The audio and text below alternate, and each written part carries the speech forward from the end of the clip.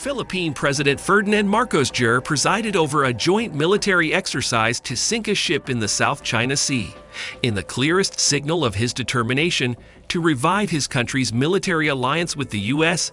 and repel Chinese encroachment in the disputed waters. The rare maneuver, and its supervision for the first time by a Philippine president, was the highest-profile event of the Allies' largest joint annual drills in more than 30 years.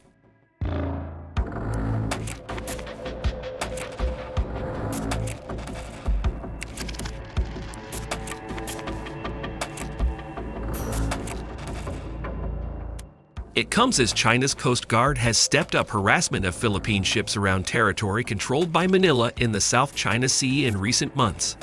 The combined forces turned a barrage of fire on the vessel, a former Second World War U.S. corvette decommissioned by the Philippine Navy 2 years ago, starting with HIMARS, the powerful mobile rocket launchers that have helped Ukraine counter Russian attacks.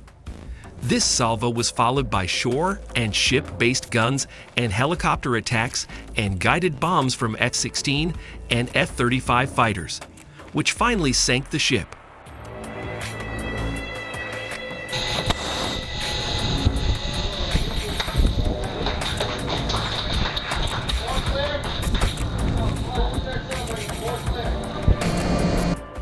Marcos, who was elected almost a year ago and is scheduled to make his first state visit to Washington next week, mounted a HIMARS truck in a dramatic show of his personal endorsement of the exercise.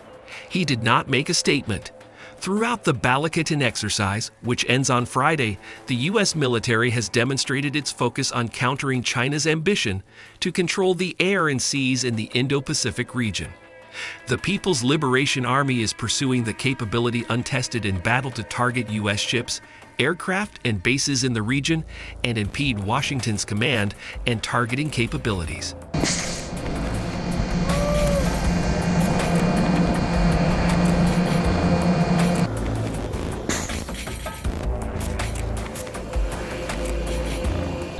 It intends to do so through a combination of intermediate and long-range missiles, a rapidly growing air force, a navy that can field munitions farther into the Pacific, and electronic warfare systems.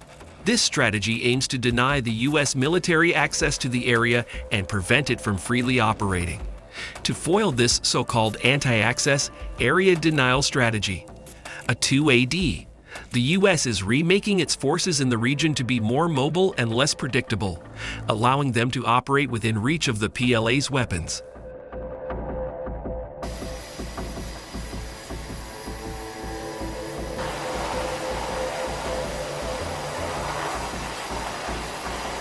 The Marine Corps is restructuring to build relatively small units that can seize footholds on islands from where they would support naval forces with data and put enemy ships or aircraft at risk. The 3rd Marine Littoral Regiment, a pilot unit for this concept, is heavily involved in Balikatan. The regiment supported the ship-sinking exercise on Wednesday with high-altitude Reaper drones and provided sensing and targeting data for the bombardment.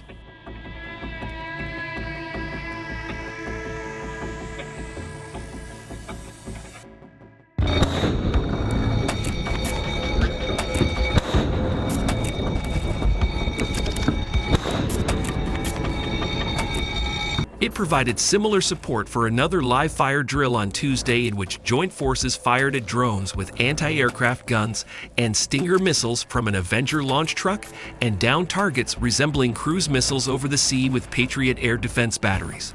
Last weekend, Marines and Army soldiers from the U.S.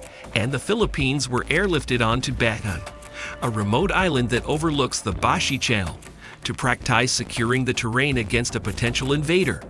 The channel is one of the 2 main routes for Chinese Navy ships to transit open waters of the Pacific.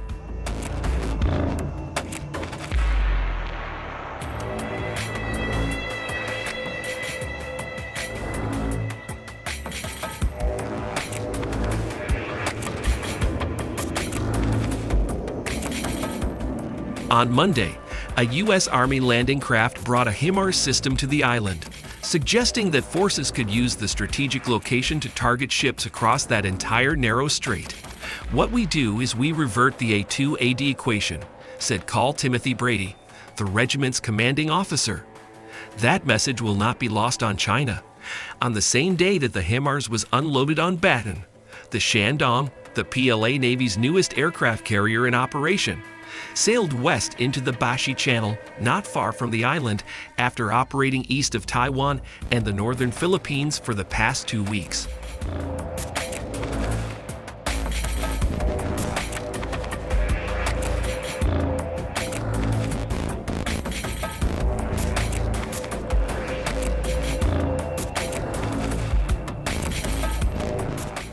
The Philippines has been provoking China by sending vessels to trespass into waters near Chinese islands and reefs in the South China Sea, and hyping up Chinese interceptions. Chinese naval expert Zhang Junqi told the Global Times that the Philippines has no military advantage facing China, and the U.S. will never engage China in a military conflict on behalf of the Philippines.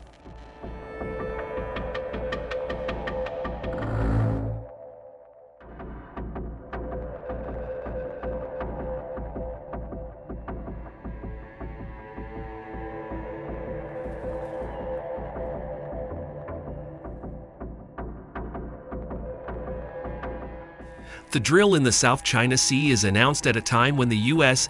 and the Philippines are holding the 12-day multilateral exercise SAMA around Luzon, the Philippines, from October 2 to Friday, which VOA said on Saturday targets China with a focus on China's Huanjin Dao, also known as Huanjin Island.